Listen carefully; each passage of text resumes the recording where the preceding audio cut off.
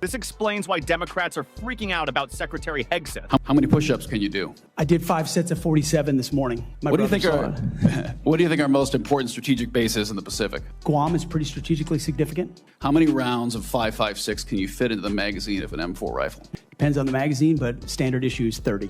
And what size round does the M9 Beretta standard issue sidearm for the military fire? A 9mm. What kind of batteries do you put in your night vision goggle? Duracell.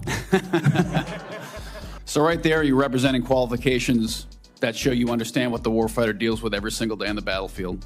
You understand what happens on the front line, where our troops will be, and end up in dead 17, 18, 19-year-old Americans. And those Americans rarely come from families that sit in rooms like this. They come from lower, middle-income families who sometimes the military is their only way out. And they join because maybe they want to go to college. Maybe they have no other choice. Maybe they love this country. But for whatever reason, they joined and they side on the dotted line. And when people like us screw up, they don't come home.